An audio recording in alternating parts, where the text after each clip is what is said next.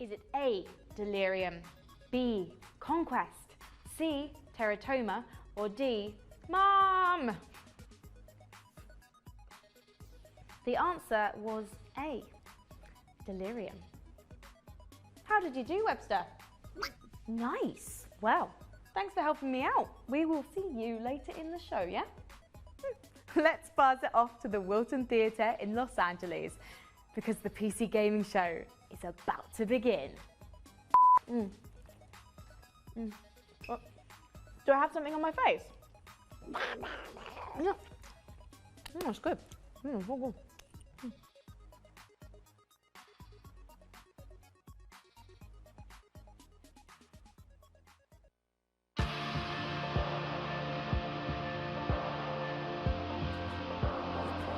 Yo, what's up? We back. Oh my god. I need to use the bathroom though. I still didn't leave. I haven't left my seat. I thought that I'd have more time. It's all good. Not a big deal.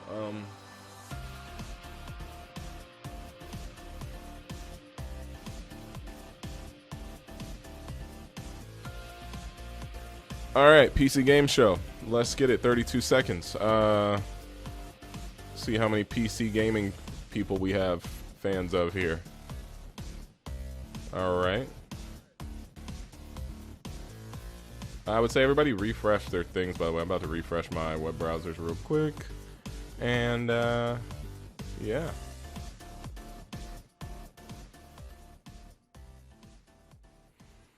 Alright, it's coming. I need my headphones. Maybe I'll just hold my bladder. Okay. There we go. There is magic in PC gaming. It says, don't just obey the rules. I'm gonna promote this on Twitter real quick. It says, don't just listen to stories. Inhabit them. It says, don't just accept the limits. Overclock beyond them. It says, don't just play games. Revel in them. Unleash them. It says, seriously, is every game Battle Royale now? Or is it just me? From mountaintops to dungeons. That's funny. From deep waters to deeper space. From solo quests to mass engagements. There is magic in PC gaming. Let's celebrate that magic together. This is the PC Gaming Show.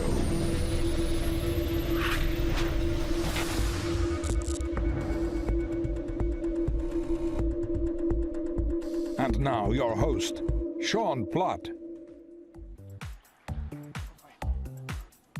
Oh, hello to everyone online. Hello to everyone at the Wiltern. Welcome to the PC Gaming Show. Yes. My name's Dana, and I'm your host today. I am delighted to be here. We have a fantastic show for you this afternoon. First, all of you came out to the Wiltern. Thanks for joining us. The Wiltern is just a beautiful venue here in Los Angeles. To all of you online on Twitch, thanks for joining us. To those co-streaming partners, hey as well, I'm talking to you, Dropped Frames. Great to have you here. And of course, to all the wonderful sponsors that help make the PC Gaming Show come back again for the 4th straight year. Now, good on you. Now, I'm not the only host here this year. I have my co-op partner up in the balcony. It's Frankie Ward joining us today. How's it going, Frankie? Hey, Sean. I'm going to be up here in the balcony with a bunch of creative new PC games coming your way. From Warfare's latest update to some offbeat indie gems. Frankie, we are so excited for the show to get started. We have over 30 games we're going to be looking at across the next 90 minutes. So let's get it underway. 90 minutes? Our very first title is from Coffee Stain Studios. Their game has absolutely massive construction as well as automation. Let's take a look at Satisfactory. 90 minutes? I'm tired already.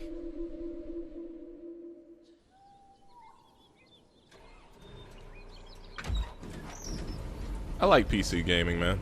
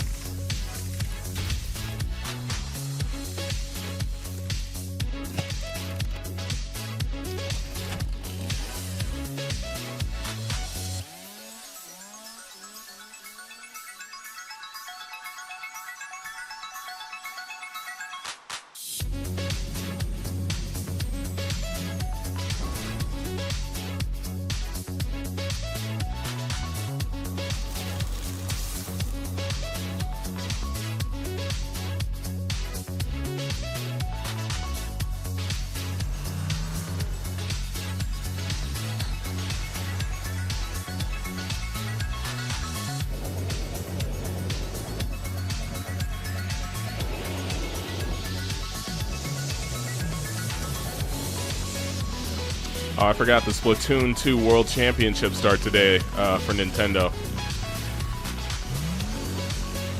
They start today at 3:30. I don't want to watch that. I'm gonna watch the finals tomorrow, though. Oh, they do have an ARMS competition. Or they already had it.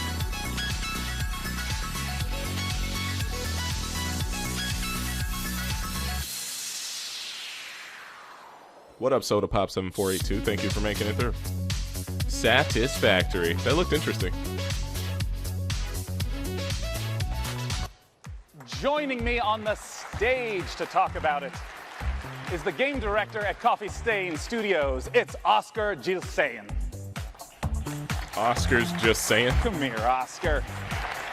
Welcome to the stage. Thanks for joining us today. Thank you. Now, Oscar, I just want to begin right away by asking, what is Satisfactory all about? Satisfactory is essentially about building these huge automated factories. So you play as an engineer that's been sent from Earth to this alien planet, and you're going to build this enormous machine.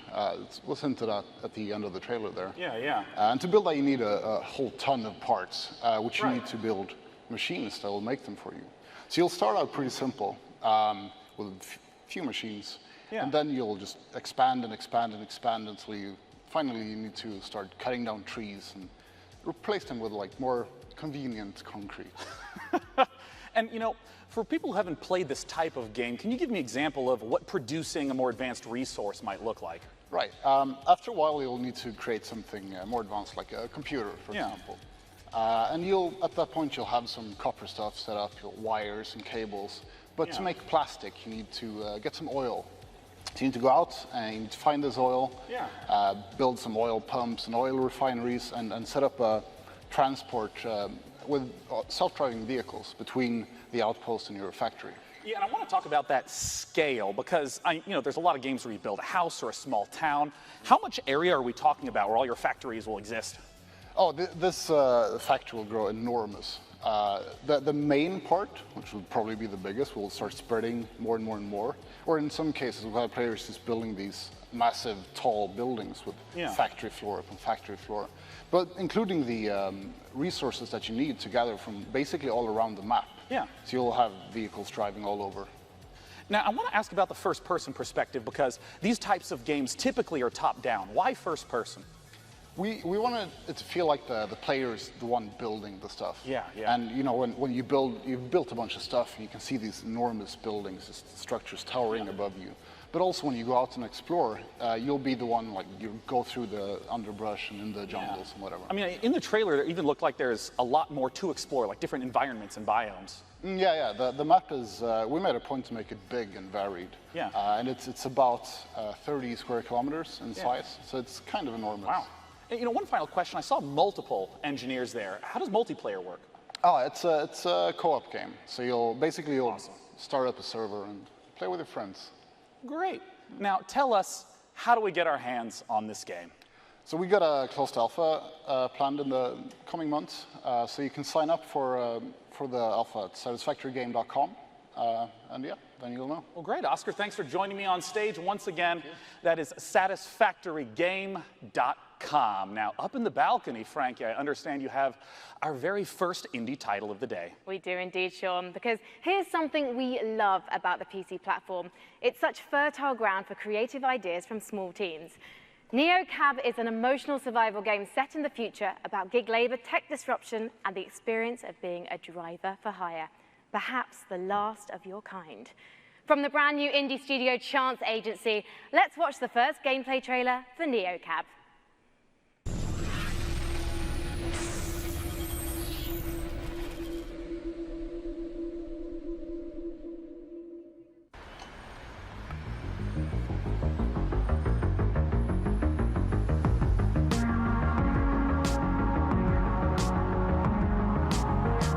First time human driver. I haven't said a word in the last few seconds. Sorry. I'm like watching and I'm listening and I'm also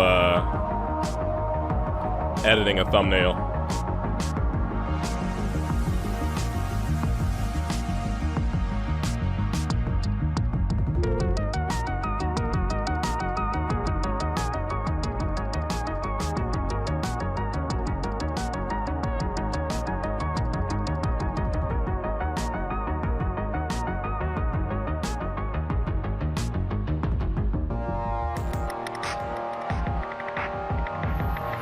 What is this, Uber the game? Take a ride with your Uber driver, but make sure they're not crazy. You know how those Uber drivers be. Capra is watching, I'm sorry. Connection failure. Oh my god. What the heck? Neocab. They're gonna kill you if you don't drive your Uber right? Now, All right. our next game, believe it or not, is in the Battle Royale genre. Of course, it's E3 2018. What do you expect? Is it Fortnite? We have several Battle Royale games we're going to be talking about today because the Battle Royale format is very simple and very flexible. Players play in an ever-shrinking space until there's one last standing. So developers have already been doing all kinds of different explorations of what this could possibly be. And our very first Battle Royale game that we'll be introducing today has up to 1,000 concurrent players. It's from Automaton Games. Let's look at Mavericks Proving Grounds. Ooh. Proving Grounds, but World exclusive. Skill.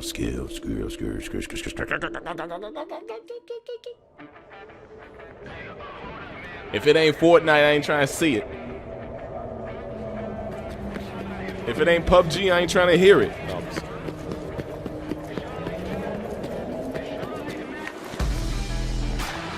That was tight. Boy just jumped off of a balcony.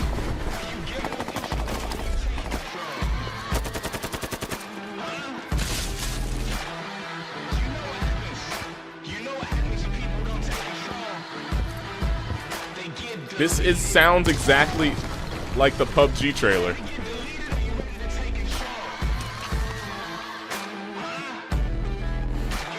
It would be funny if they did a PUBG Fortnite crossover game that was just trolling the genre as a whole. That'd be really funny.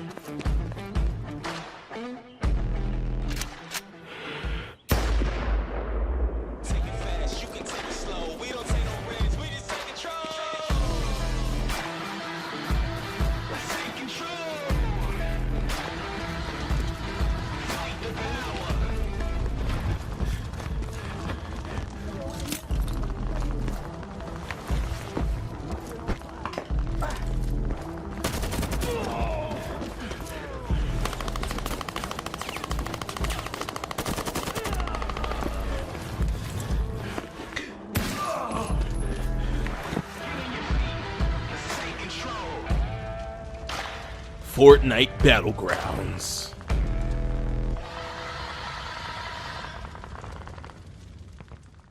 All right. Joining me on the stage to talk about Mavericks Proving Grounds is the CEO of Automaton Games. It's James Thompson.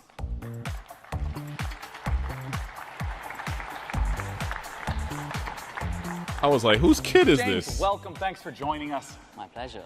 Now, I want to immediately ask, what about Mavericks Proving Grounds distinguishes itself from other Battle Royale games? Yeah, well, as you said, it's a very popular formula, and you know that last man standing kind of game type is incredibly compelling by itself. But Mavericks is really about depth. You know, we've already talked about 400 players before, and we're sort of super excited today to talk about our 5-man squad mode being 1,000 players. But really, it's about depth as well. It's about the fact that that environment is even a bigger step, the simulation, and those elements sort of combining together. Yeah, I want to zoom in right on the 1,000 players aspect. How does that really shift the dynamic from the, say, 100 that we're typically used to? Well, it's really about combining scale with the depth of simulation. So the fact that together, what you actually have is a landscape that means you're making decisions off a lot more information. Yeah, I mean, because you hinted at that twice now. Like, what do you mean by there's a lot more information in the environment for players to process? So take a concrete example, right? So let's say a player's walking through the map, they'll be leaving footprints, they'll be displacing foliage, like grass bending. But siege-style gameplay in houses, that's like a lot of destruction systems that sort of together make the map much more of a dynamic environment. It's like a recent history of who could have been here. Yeah. I want to ask about what more is in store for Mavericks Proving Grounds. I understand that this has a lot more out-game features than someone might expect. Yeah, so it's not just that session-based gameplay. You enter the game through the Capital, which is our sort of persistent social hub. So we draw from the MMORPG side of things. It's really it's a full world, not just a map.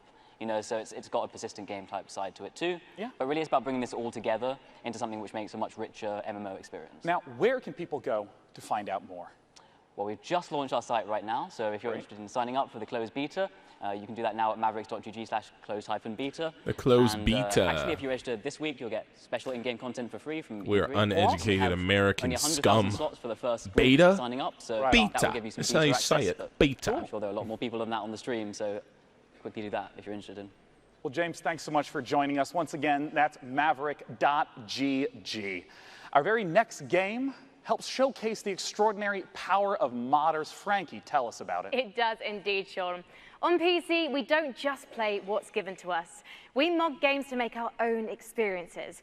And for many developers, modding is a way to turn a hobby into a career. The Forgotten City is the perfect example. Perfect. It's a standalone game that's a reimagining of a wildly successful mod.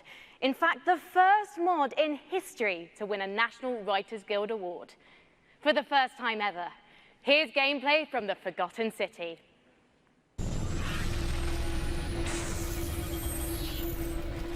Why Frankie looking like a Detroit Become Human robot?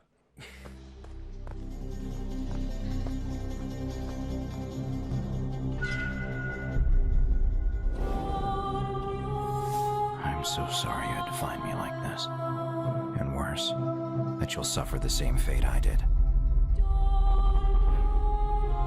I've spent a lifetime in this place. An ancient underground city.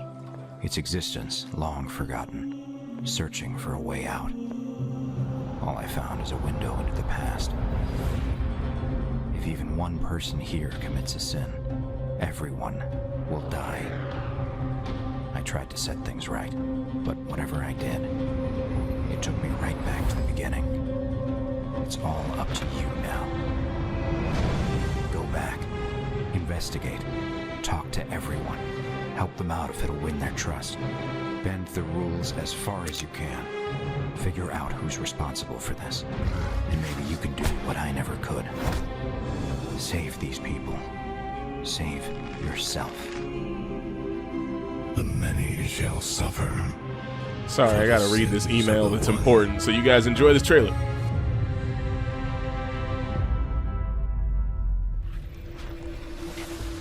Coming up on the PC Gaming Show, what's next for Killing Floor 2? And an unannounced game from Tripwire Interactive. And now your host, Sean Plott. Our next game is a blast from the past. It's not a sequel or prequel or remake, but rather an entirely new game altogether. Let's take a look at Stardoc's Star Control Origins.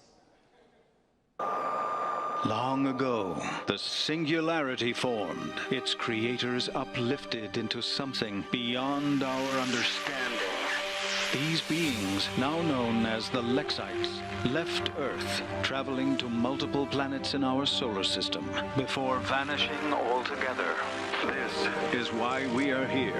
Welcome to Star Control, a state-of-the-art international space agency tasked with the exploration of our solar system and the defense of Earth. Here reside the world's brightest minds and greatest technology, brought together by a strong curiosity to discover the unknown. Help us pioneer the future. Join today.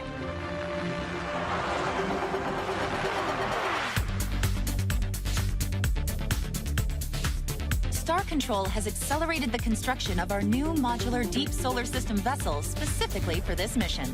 It's the fastest, most expensive ship humanity has ever made, Captain. I am Chief Viscosity Officer Windu of the Tyrone. The Scribe have evidently received traces of your radio broadcasts themselves.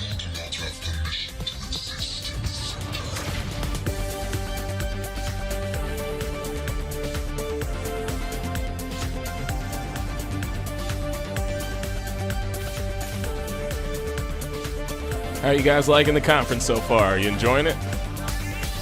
How many of you guys are PC gamers, by the way? Let me bring this down. How many of you guys are PC gamers, guys and girls? Let me know in the comments below. I'm curious. You must be humans. We've heard so much about you. Star Control Origins. legit PC gamers, like you own a PC, not Joining me to not talk something about else. Star Control is the director of production. Okay, we got a pretty good amount of people. Thanks for joining me on stage today, Patrick. Yeah, thanks for having me here. So now just tell us straight up, what is Star Control all about? So Star Control is an open universe action RPG. You can visit Patrick dozens of does not aliens, look like he hundreds wants of to be different here. stars, I'm just kidding. thousands of different unique planets, and you can land on each and every one of them. And when you're driving around the planets, you can jump over canyons, blast critters, and then you can venture out into the solar system and do ship-to-ship combat with hostile aliens. And I want to ask, since I know that the story is a big part of this game, with it being open world, how do you make sure that the story still stays as the focus for the player? Yeah, so we're really excited about the story that we prepared for Star Control. It's funny, it's creative, but also has some dark, sinister side to it. However, what we're very proud and very excited about is we have an infinite universe. That is, we are fully simulating the entire universe at all times. So even if you're on some podunk little moon in the corner of the universe, the aliens are still moving around the universe, doing their own thing, exploring and interacting with each other. So it's not just like at a planet there's the same town whenever you visit it. It depends on how the simulation has driven it forward. Right, exactly. So this infinite universe is the glue that connects my story, my adventure, to the larger open galaxy. That's awesome. Now, I know modding is going to be a big part of Star Control Origins. How does modding work? So what's your favorite science fiction show? Probably Firefly. Yeah, so what would you think of making Firefly Season 2? Shit, that's a lot of pressure, Patrick. Well, you're putting me on the spot on stage right now, yeah. We have a week to do it, so. But anyways, in Star Control Origins, you can create your own ships, your own planets, your own galaxies. You can package up your adventures and share them with your friends online. So someone else can take care of Firefly Season 2. That's up to you. Now, last thing I want to ask about is how multiplayer works. Right. So in the game, we have ship-to-ship combat, and that turned out to be so popular in our early testing. They're like, we should make this a separate gameplay mode.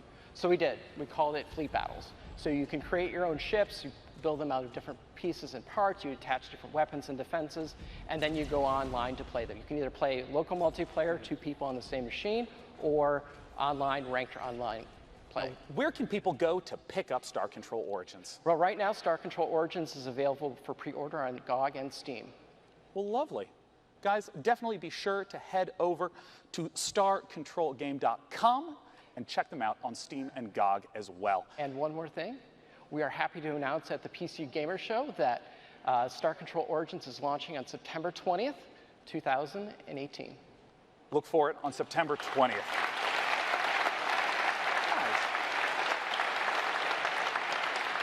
Now, our next game was PC Gamer's favorite game from E3 last year. It is Hunt Showdown from Crytek.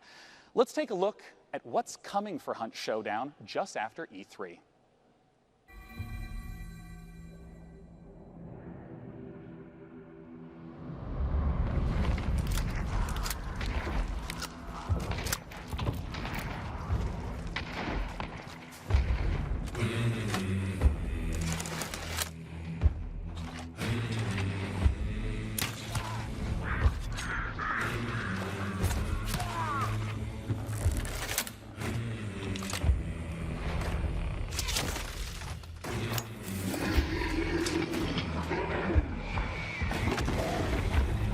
Sorry, I was reading an email that had a bunch of weird stuff in it.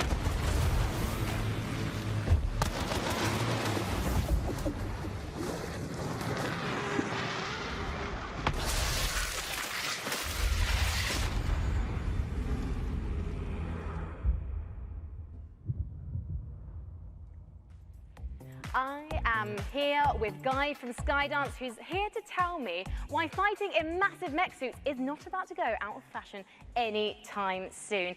Guy, now Hellfire, Archangel was originally a single-player narrative game, but Hellfire, this new edition, what changes is that going to make? Well, players really loved the single-player narrative, but they all kept telling us the same thing. They said, we really want it multiplayer, and we want it off-rails. And we kind of thought, that's a completely different game, but let's give it a shot. And so we got a crack team together. They put something really special.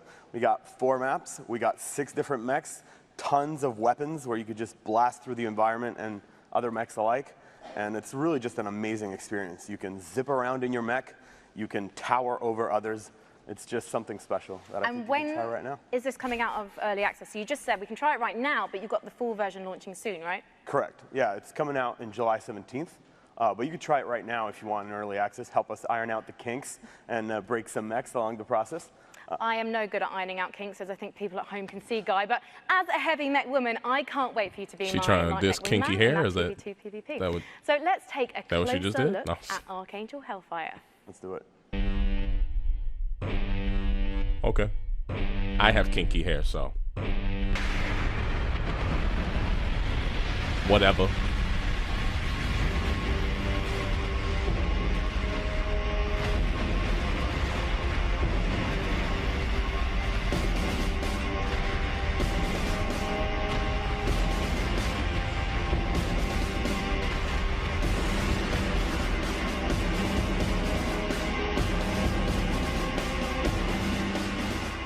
Sorry, I'm looking at my computer, Our next guys. title I'm is trying to one work I've on been stuff looking while forward we to for watch quite this. some time. It's from the makers of Sherlock Holmes, and it's a delightful-looking Lovecraftian mystery.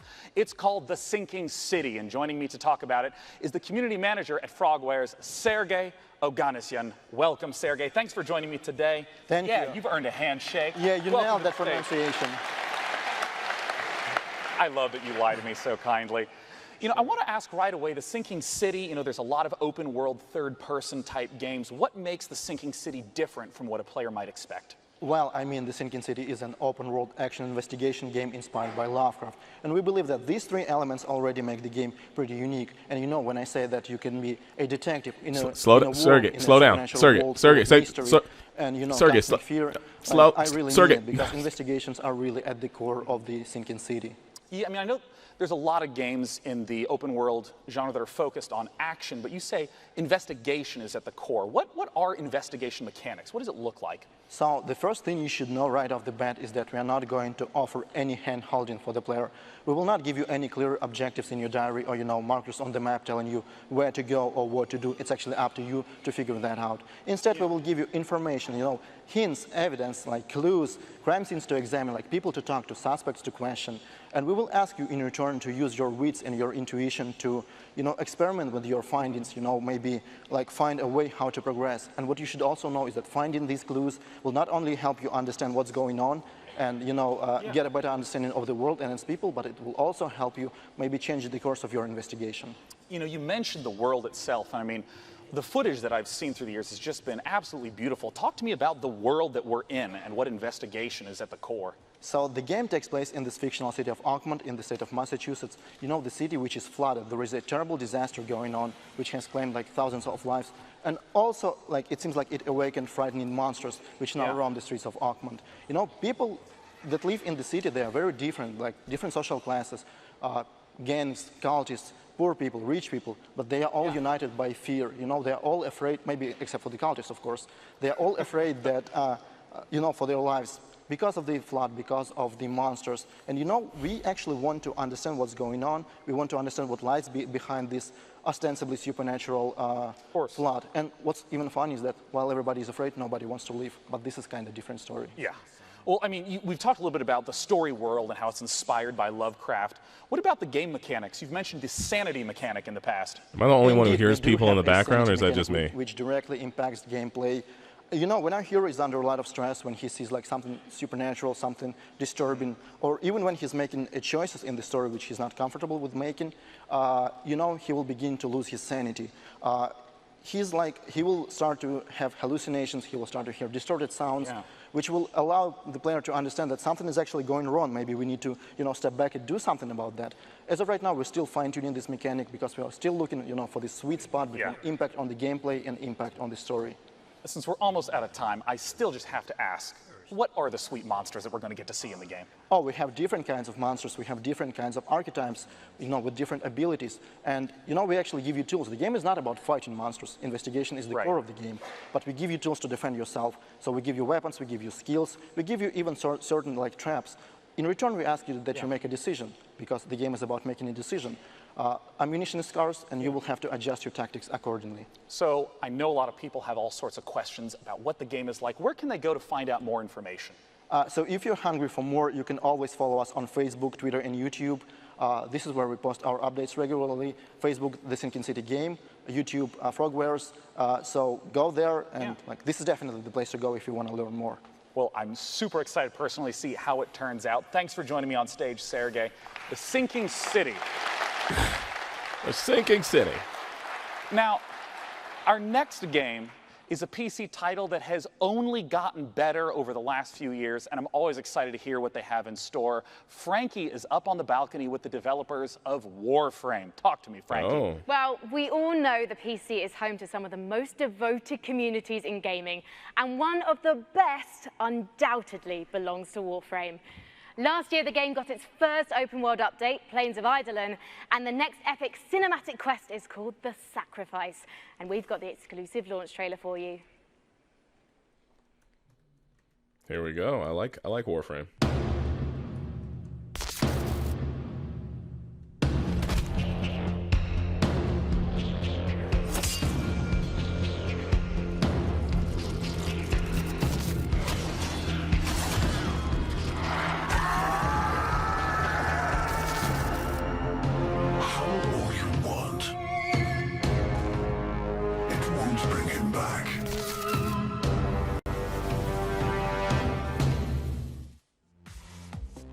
Megan Everett, Community Manager at Digital Extremes, joins me now. Megan, tell me more about The Sacrifice. So The Sacrifice is the latest installment of our cinematic quest. It continues a story that we started in The Second Dream, continued with The War Within, and then Apostasy Prologue. So at the end of last year, we kind of shattered some hearts and left them with a bit of a plot twist, and I'm not going to spoil it for people who want to maybe catch up. But what I can say is that, obviously from the trailer that you saw, the wait for Umbra, the 3-year wait to the Umbra Warframe is finally over. The creepy guy at the end of the trailer there, Ballast, plays a pretty big role in this quest. And again, not going to spoil a lot, but I can say that it's coming this week on PC. Oh. And you guys are actually currently waiting, well, as well as the update, you're working towards TennoCon right now. Yes, so it's going to be another big year for us, and I'm really excited for it. Well, let's take a look at last year's event to get an idea of what TennoCon is all about. What do you think the mega reveal at Tenno Live is going to be? Can you tell me anything about this Umbra thing that's maybe going on or whatever?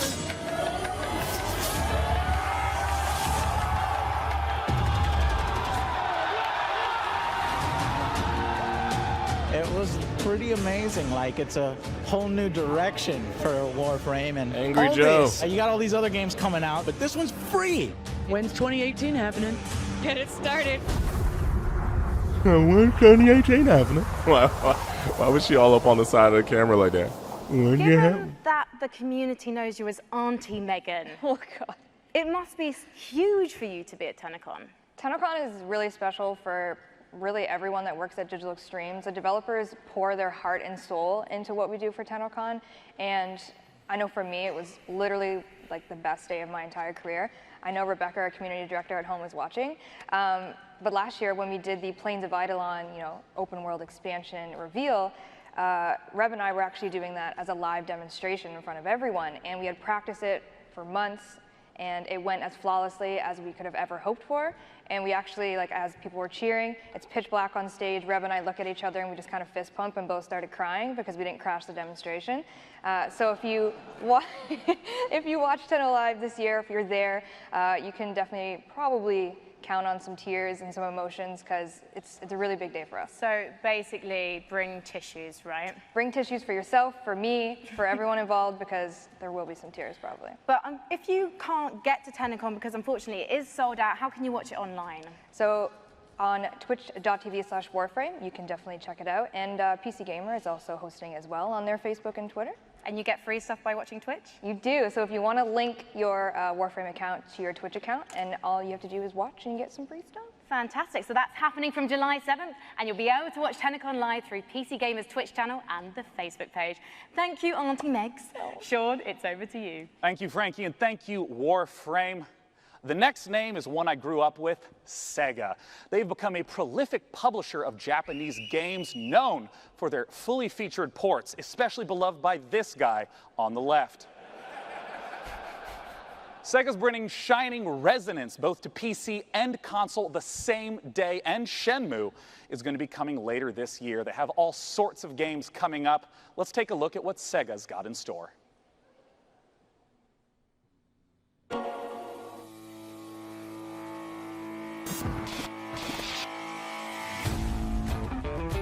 Okay. Bayonetta? Oh, I wanted to play this game. I forgot the name of that game.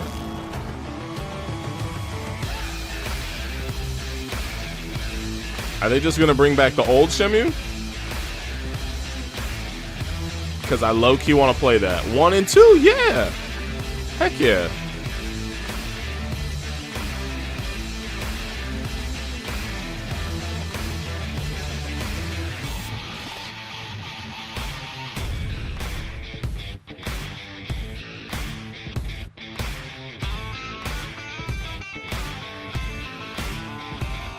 Yakuza?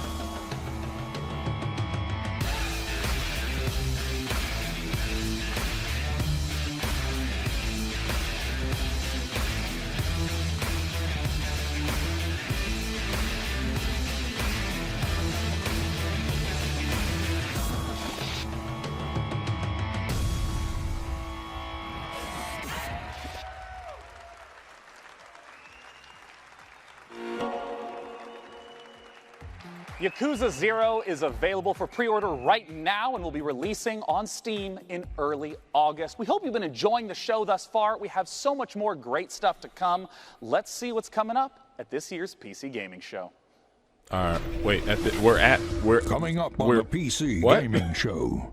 A new publisher reveals 3 new games and the first ever gameplay footage of Overkill's The Walking Dead. And now your host, that looked good. Sean Plott. And I'm back. Our next guest is a regular here at the PC Gaming Show, having attended all 4 years. Frankie's with him up in the balcony. It's Tripwire. Sean, if you are anything like me, you probably need to let off steam every once in a while. And I personally can't think of a better way to do it than by kicking back and tearing up a load of monstrous enemies. It's kind of either that or pushing the office photocopier out of the window, and I, for one, prefer the option that keeps me and everyone here in a job. With that in mind, I am thrilled to welcome Bill Monk from Killing Floor 2 back to E3. Hi, thank you for having me. Got a lot of fans in the audience still. Listen to that applause. Yep. They all want to know what the latest from Tripwire and Killing Floor 2 is. Yep, we've been really busy working on Killing Floor, and we got 4 major updates that are coming out this year. The first one we dropped in March, and we're getting ready to drop the next one really soon. Coming tomorrow, Bill. What's involved? Yeah, so we're bringing the summer sideshow back, but this time we're mixing circus freaks with steampunk in a really fun, exciting way. And we have a really cool new system that we're adding. It's called the Weapon Upgrade System. And with this, there's 73 different weapons that we have in our game, and each one you can upgrade it and make it viable for late play. So it really adds a lot of creativity to your loadout. So I'm really excited to get that in people's hands. So you can make your boy guns big. Yeah. Good. Well, thank you so much for joining us today, Your Bill. boy guns. Let's take a look at the trailer for kidding. Treacherous Skies Summer Sideshow.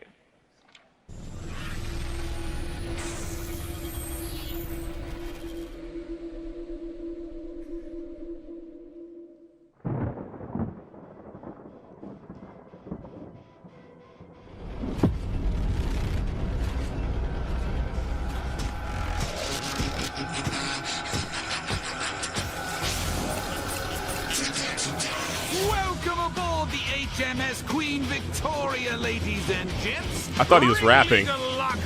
Welcome above, Victorious Queen. Yes, You helped me escape that fray at my beloved Steamland, but now I need your help once again. I've got to get to my island in the channel. Now, listen up. I don't know how, but these blasted circus freaks followed us on board.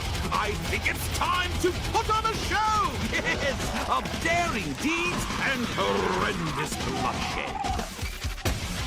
Oh, for me, my mechanical children have turned against me. Blasted traitors! Careful, lads, they're tough. Even removing the head won't put these rebellious robots down. But take heart, lads and lasses. I have invented some new toys. The Doomstick. All barrels are better than two. The Static Strikers. A shockingly stylish set of gauntlets. And the M99 Sniper Rifle. And finally, there's a last-minute addition to the crew. Watch this woman go. Seems Mrs. Foster negotiated her way on board and is set on giving Zed You won't like me angry. the business. And remember, we'll see you on the airship. Fossey, joke for you. Optician says my eyes are okay. I say, then how do you explain my husband? Now, as is tradition, the content that you just saw will be available tomorrow, including a free weekend for PC this weekend. Definitely check it out with Killing Floor 2. But that's not all that Tripwire has. I have the president of Tripwire himself, John Gibson, on stage. John, welcome back again. Thanks, Sean. Pleasure to be here. Now, I understand that Tripwire is stepping into also doing publishing. What does that entail? That's right. So, Sean, it's really challenging for developers right now with the thousands of games that are coming out every year. Yeah. It's really hard to get noticed. And then you have the traditional publishing deals. So we're giving developers fair deals. We're going to be helping them rise above that noise so they can get noticed. And because of our experience developing our own games and publishing our own games, we're going to help them with marketing, funding, mentoring, feedback to help them succeed. Yeah, I mean, the game that we have on screen is one of those games. This is Road Redemption. That is right. I'm happy to announce that we're going to be publishing Road Redemption. We're going to be helping them grow and succeed even more on Steam, but also hello, bring the Danielle franchise beyond Martin. Steam. What's up? Now, I know today you have a world-exclusive new game, hasn't been announced Oh, I yet. forgot the Nobody knows. Splatoon 2 tournaments on. Low key, I might have to switch channels. Yeah, so we're working with the team at Blindside Games, and they're led by Alex Quick. Oh, yeah, right. So if you're familiar with the Killing Floor universe, you know Alex Quick was the modder that created the original Killing Floor mod. Oh, bro, I forgot. I should Alex low-key to bring stream the commercial. Smash Bros. Tournament, but I'm going to be And there in then Alex person. went off, No! assembled his own team, made the game Depth, which was sharks and humans fighting each other, very, very successful. But now it's come full circle. We're working with Alex again, and we're going to bring his all-new game to market. Well, let's take a look at it right now. World-exclusive new upcoming game from Tripwire.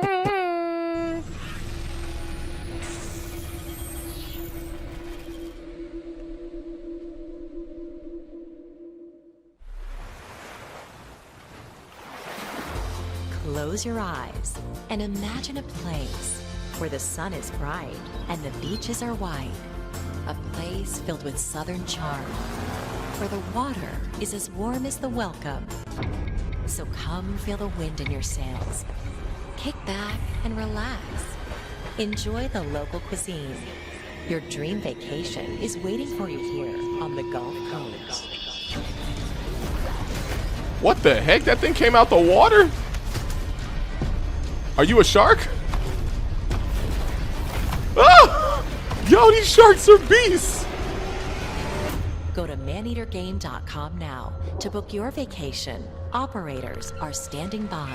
That was actually, hey, Sharknado. That was funny. So, hey, John, so you get to play as the shark. You are the shark. This is an open world action RPG. Open world? Where you play as a shark. What?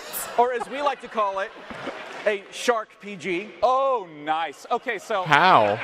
So do you like upgrade and improve Open the shark? world? Is there like skill trees? You do. There is a shark skill tree. Really? There is a full single player campaign. You eat your way through it. You get bigger teeth. This you looks can jump out of hilarious. the water and snatch people off piers and all of that fun stuff.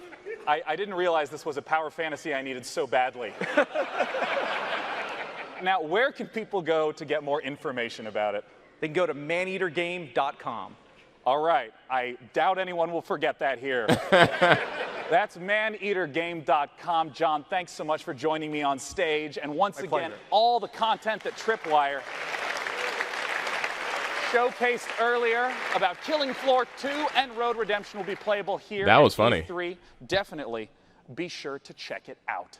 Coming up next, Frankie has a whole slew of unannounced games. Frankie. Cheers, Sean. Maneater looking tasty Bruh. there. And I can't believe they named a game after my favourite weekend activity. Indies are at the heart Wait, of what? PC gaming, and next up is Wait, a brand what? new publisher revealing 3 games for the very first time, releasing one of them, the Frankie. Pay-Per-View audience, today. What you saying, Let's Frankie? Take a look. I'm confused.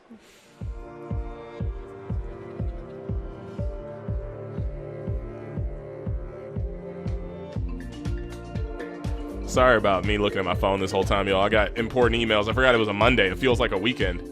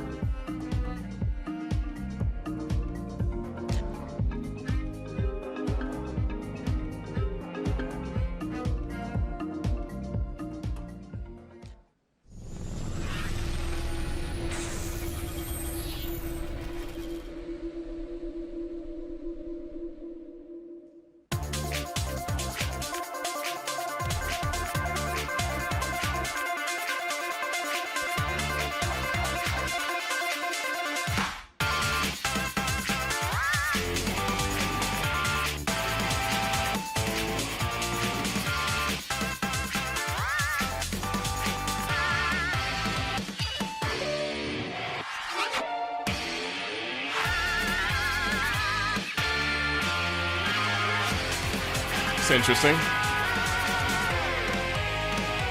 Bravery Network Online. 2019. Okay.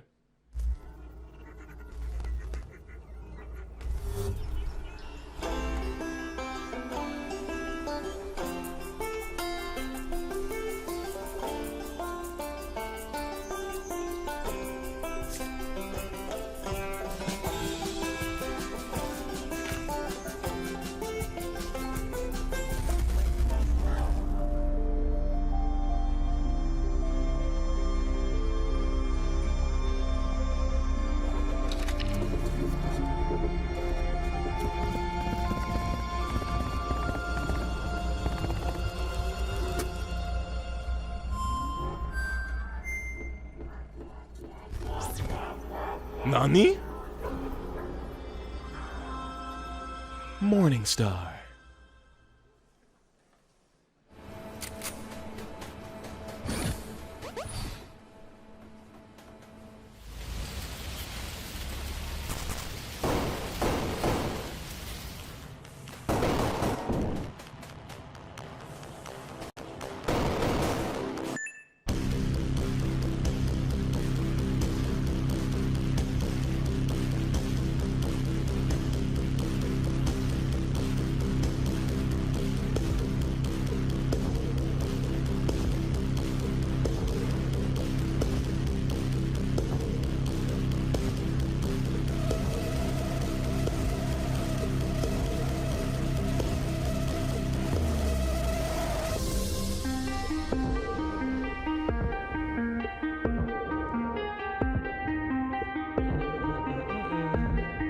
Available right now. All these games look like must-plays. And Overwhelmed, the final game of the bunch, is available on Steam right now with a special launch discount. So make sure you check that out after the show. And if you're at E3 this week, head over to the PC Gamer corner of the Facebook booth inside the South Hall to give Overwhelm a try. Right, next up, it's time for us all to take a holiday, and where better than a virtual resort with some truly spectacular wildlife. Did she say virtual? Back again this year are friends of the show, Frontier Developments, with a unique take on the park management genre. I am, of course, talking about Jurassic World Evolution. The long-awaited game is out tomorrow and lets you build your own dinosaur-stuffed tourist trap. That's kind of tight. What could possibly go wrong? Unleash the Goldblum! Unleash the Goldblum. She didn't write this script, y'all. Just be aware of that. If I start saying corny stuff, y'all gotta remember, JD didn't write this script. Well, the ones before you did too. Dinosaurs. Because they believed that they Jeff were in Goldblum. control. And control. Well, here's the thing. Humanity is desperate for it. Desperate for it. We are seduced by it. I want to be a dude in a world of dinosaurs getting we never really possessed fought against, like Turok. Because if there's anything that chaos theory has taught us, it's that nature is on its own course. And when we interfere, when humanity tries to put nature into orderly boxes, chaos destroys them. Chaos control. And what makes us such unique creatures is knowing the scope and power of what we're up against and still believing that we can. Oh, yeah, baby. I've been sitting in this chair for hours. I know, however, what I would predict.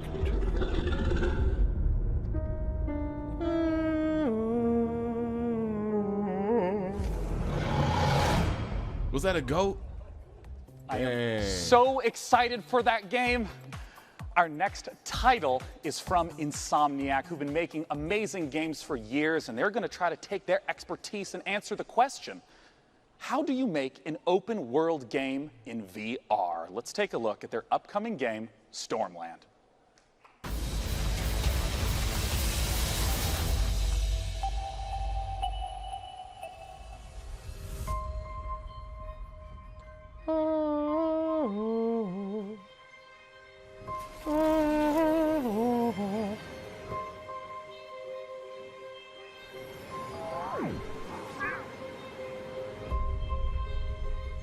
Insomniac's got a PC game?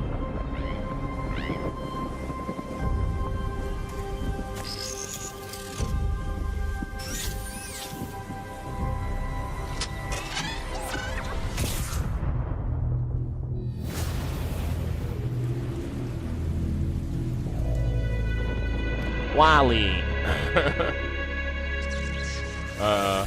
What was the other movie? With the robot in the junkyard. I forgot his name. Chappie.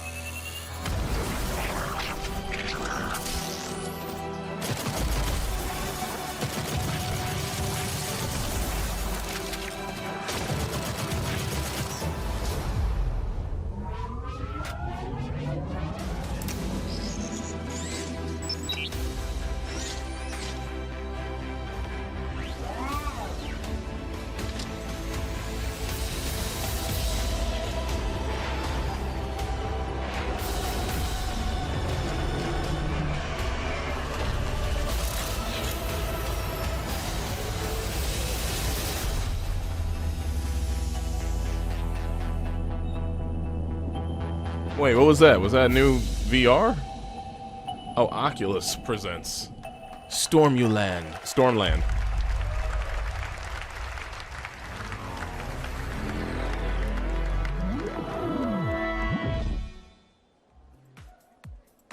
Joining me to talk about Stormland is the Chief Creative Officer at Insomniac Games. Join me in welcoming Chad Desern. Ocho Cinco.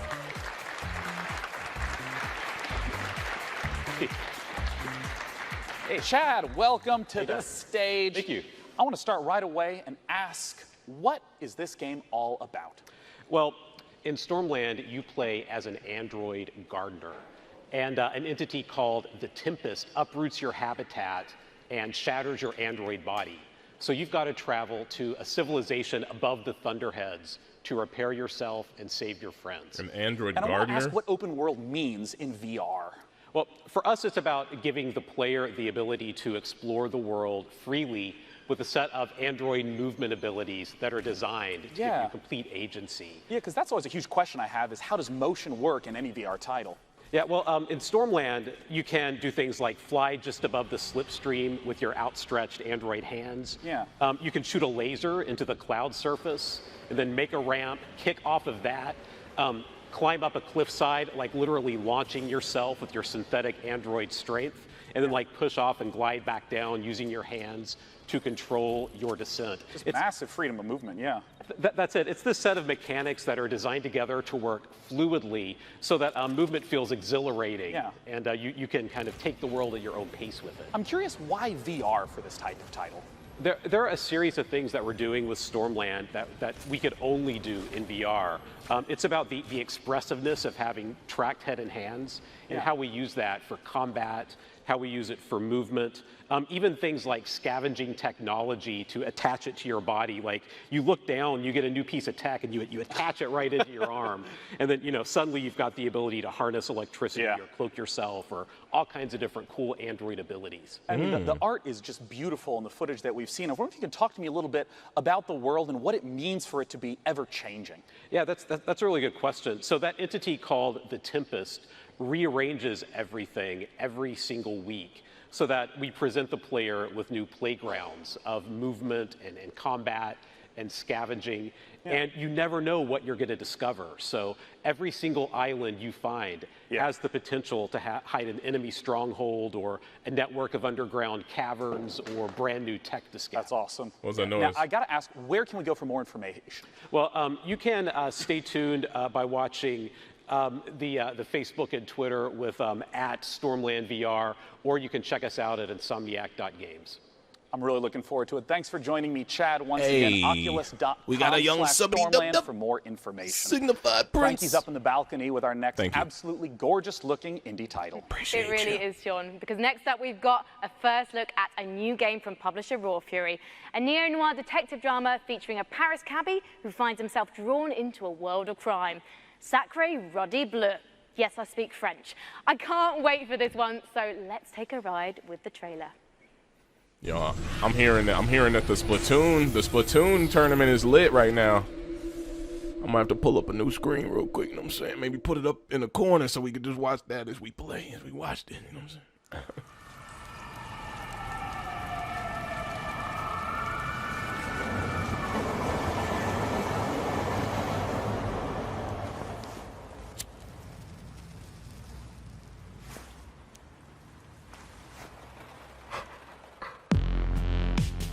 People talking about, do it, let's go.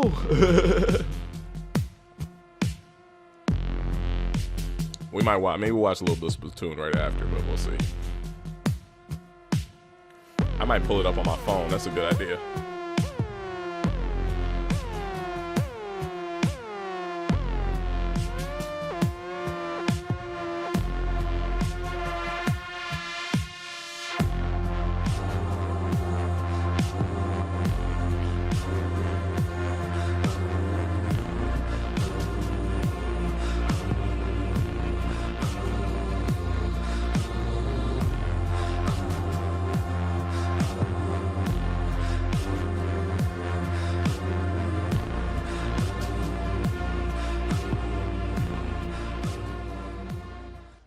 If you like that last game, you'll definitely I gotta go love buy a our clear next backpack one. today. It's from the Hey, exact Skate same Nate publisher, 11 hit Raw us with a Fury. Twitch Prime It's an sub. What's open-world, good, Skate narrative-focused Nate? game with an incredible art style. That's how I Let's skate. take a Thank look you. Appreciate it. At Sable.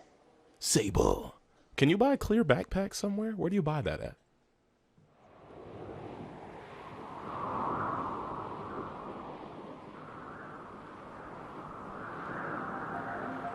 This looks cool. Come on to me, show us the way. I'm caught between the winding parts of the unknown. I don't between two worlds. This looks like an Adult Swim cartoon show.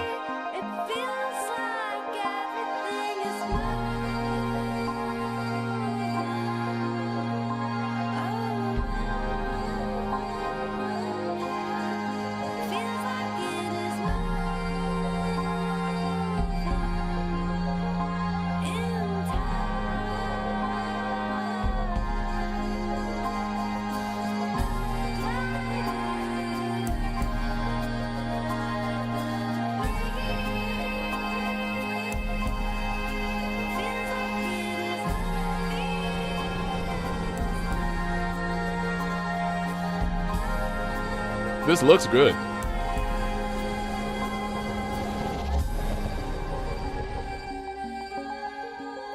Hey, DJ Loft with the Twitch Prime sub. Thank you, DJ Loft.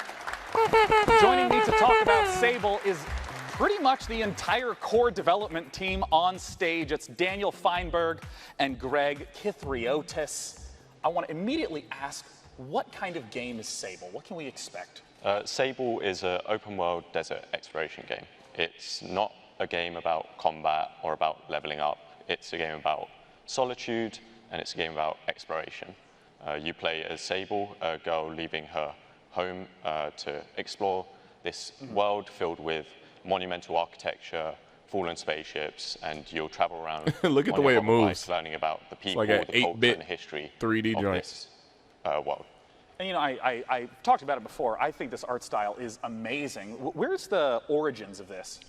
So we were really heavily inspired by the clear lines style of French and Belgian comics, as well as Japanese animation, particularly Studio Ghibli. This looks tight. So we really want to feel our players to feel the same sense of. It's weird because it looks like it's running at a low frame rate, but I think. And so from the very beginning, wake up, JD. we That's knew just that how we it's really supposed to look. needed to nail the visual style, and yeah, so we put a lot of time and sort of effort into our rendering system, and yeah, we're really pleased to be able to show it to everyone. Yeah, and I mean, I know that you two consist of most of the core development, the art and the programming. What about the music that was in that trailer? Yeah, so that was a new track by Japanese Breakfast. Oh, yeah, the T-shirt. Yes, yeah. Of course. Yeah, right. So she, Michelle, she is doing the soundtrack for the game. Japanese Breakfast is one of my favorite bands right now. It's incredible to have her on board. It all just came together so beautifully in the trailer, and I know that you guys are really regular about updating, you know, blogs, sharing what's going on with the development. Where can people go to find more? So they can go to our Twitter account, ShedWorksReg and ShedWorksDan, or to sablegame.com. Lovely, gentlemen. Thanks so much for joining me. Once again, the name of the game is Sable. Our next title is one that has been in development, even showing up in our very first PC gaming show. It's Cloud Imperium Games still hard at work on their title, Star Citizen. Let's see what they have in store.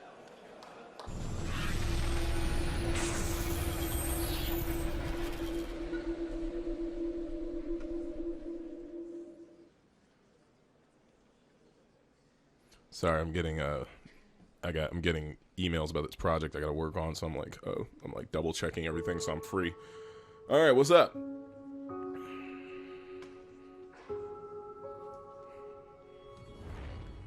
What's good? Yo, when Sony starts off, you know we gonna be lit up in here.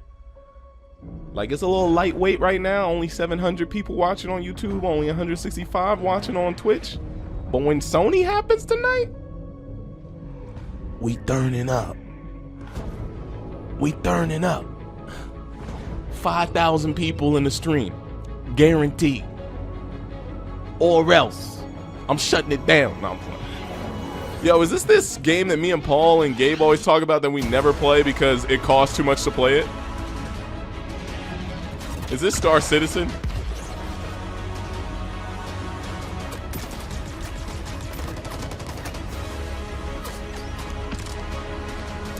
It costs like $30,000 to play this game. You gotta pay like, you gotta pay hella money just to get an airship.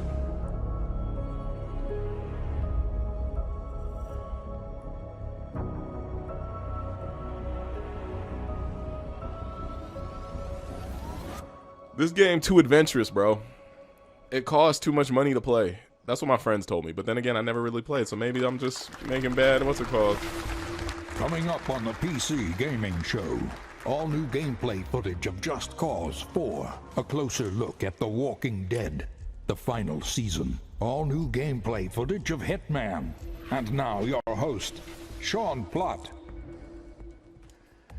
As we do each year at the PC Gaming Show, in addition to talking about games, we're also going to talk about some of the upcoming hardware trends. To join me in talking about it is the Senior Brand Manager from Acer. It's Eric Ackerson. Thanks for joining me up here, Eric. Sean, really excited to be here. Now, I just want to straight up ask, what are some of the big trends that consumers can be expecting right now? Well, right now we're developing some new products, particularly in the display space. We want to take the experience to the next level.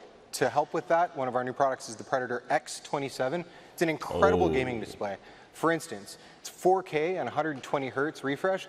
The users can overclock to 144. I got to get in contact with him about some new really monitors. Takes Hey, it yo, over to the next level is the Mr. Ackerson. G-Sync HDR. Yeah, now I hear a lot about HDR. Can you explain a little more in detail what that is and what that means? Well, there's quite a bit that goes into it, but for the purpose of this conversation, the fact that there are 384 individual backlit zones, so the I gotta walk the backlighting dog can be after this, individually y'all. controlled, really bright, very dark. It makes a better contrast on screen. Each of them are individually controlled. The brightness of the screen is far above a typical display. Typical, you're looking at 300 to 400 nits. Kobe. We're looking at 600 with the Predator X27 with a max of 1,000 nits. Hold on, I gotta bring the dog's bed over. Oh, shout out to Blazing Onyx, and also I think earlier I didn't even notice it. Bigfoot Stomps said they were on the toilet for their super chat. Crazy. Well, one of the big things that helps is the color gamut that's available with these displays. We're able to do 99% of the Adobe color gamut, so it's better representing the vision of the art director. Yeah, and some of the games that you see on screen that support HDR, Mass Effect Andromeda, Far Cry 4, Ni no Kuni 2. Again, you won't see them in HDR right now unless you have an HDR monitor. It doesn't work that way. We can't just stream it to you. But, you know, it brings me to one of my next questions about PC gamers tend to have a huge range of possible budgets. What are the different sort of products to look for at those price ranges? Well, I mean, we cover the gamut from very simple and to the point to high-performance esports products or multi-view, surround, multi-display products. But we also go really crazy sometimes. Hey, how much is this monitor my man's talking about? Hook it up, bro. Hey. No limit. So one of the projects Mr. Ackerson, I'm going to look for him at E3 and be like, yo, this is a 21-inch let me get that monitor, though. screen For real. laptop with a mechanical keyboard and close two it if it's graphics cards. Science, materials. We did a really good thing. But you know what? To be serious, not just a joke, we actually have to ship this with a Pelican case to protect the laptop, and it sells for $9,000.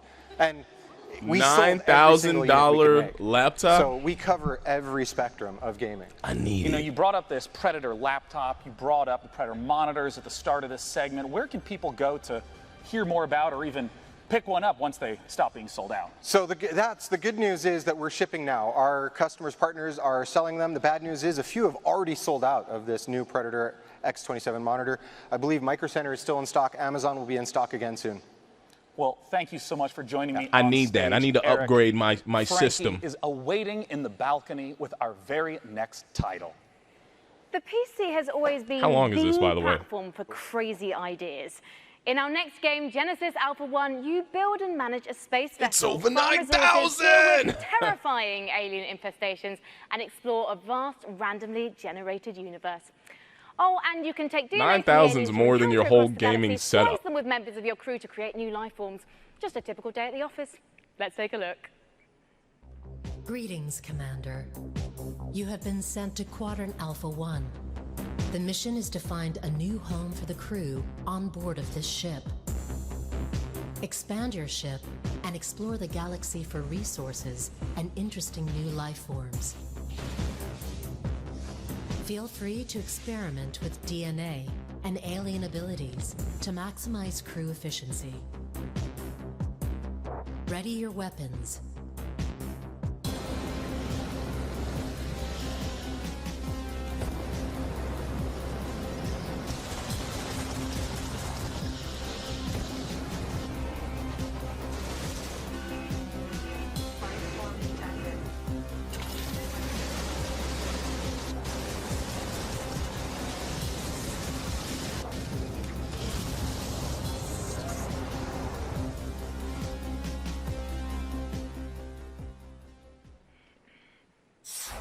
Now, if you didn't catch the pre-show quiz, you might be wondering who my buddy is.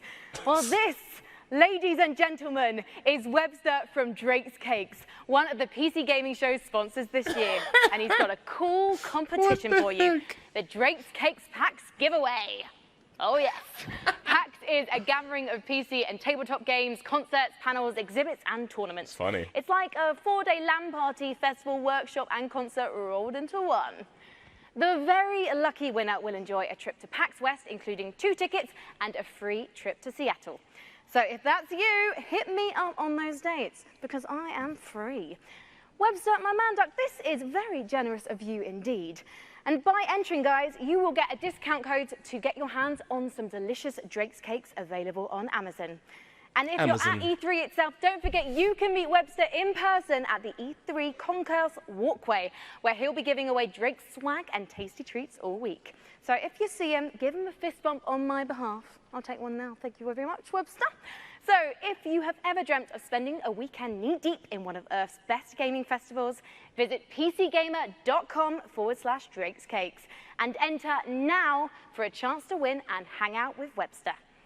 All right, Webster, all this hosting has got me a bit peckish. How about we look at a trailer for the next edition of Clay Entertainment's beloved survival series, Don't Starve, Hamlet.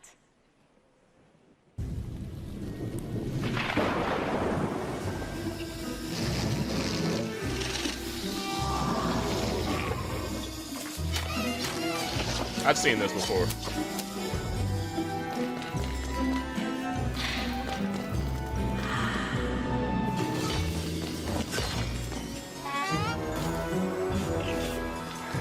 Looking like Madeline, or no, Caroline.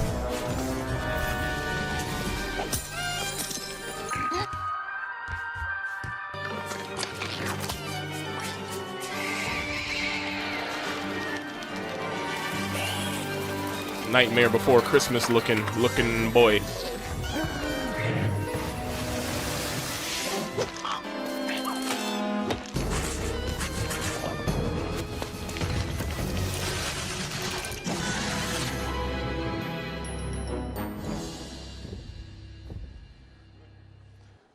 Our next title is the next installment in a There's series been no that claps never fails to make for you this laugh. it's conference. Just Cause 4, and they have a brand new engine to bring the level of delicious insanity one notch up. Let's take a look at what the Apex engine in Just Cause 4 can really do.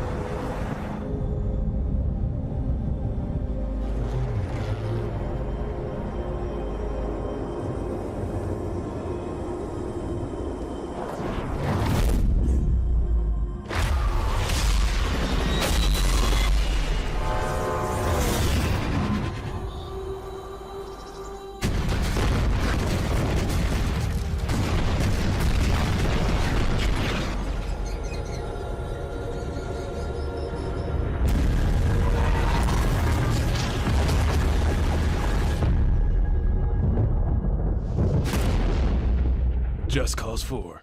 I gotta use the bathroom. Joining me to talk about it on stage now from Avalanche Studios. I'll be right back. Francesco and I might be right back. Francesco Antolini and Adam Davidson, gentlemen. Yeah, I think I'm gonna do that. Hey, talk to me. I'll be right back, the chat. I love tornado. you.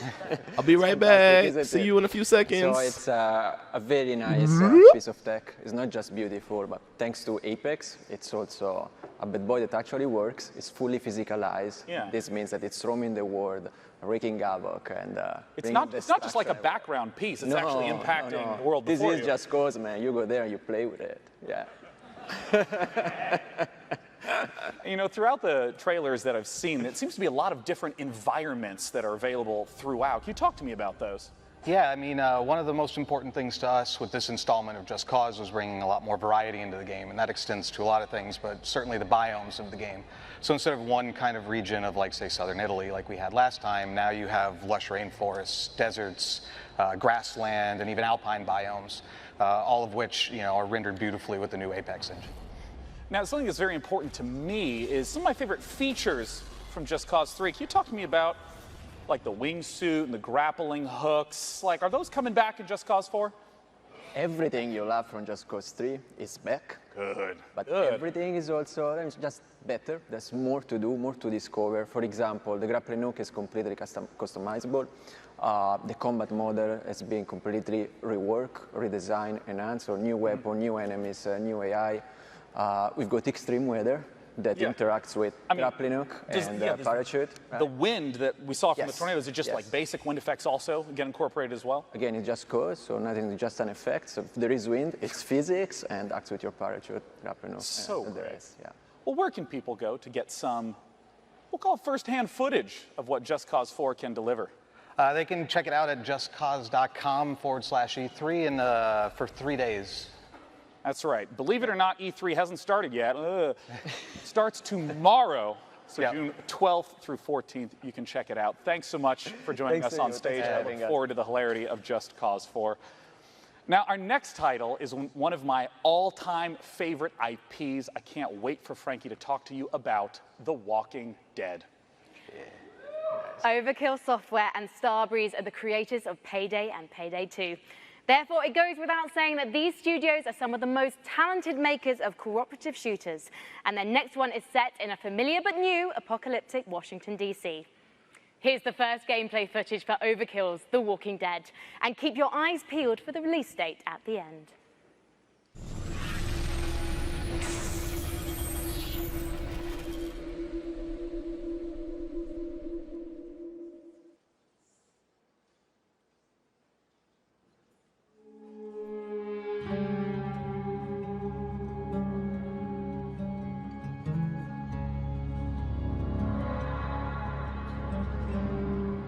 We were so many things. Husbands and wives, doctors and teachers, writers and architects. But when the world ended, all that ended too.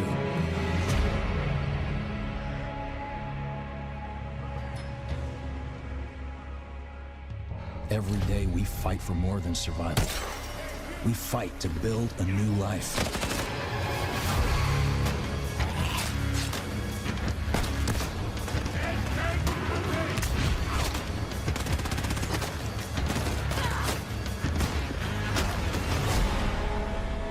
Alone, we're weak. But together, we might stand a chance.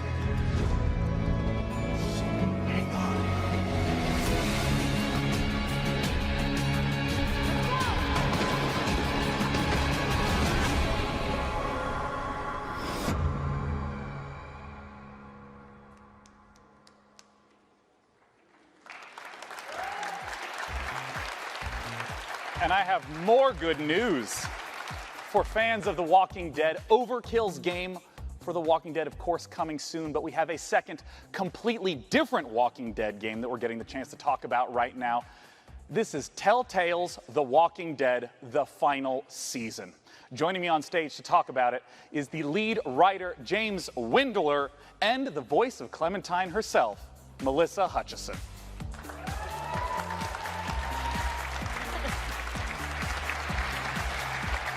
Sean. Thanks for joining me on the stage. Our pleasure. Thank you.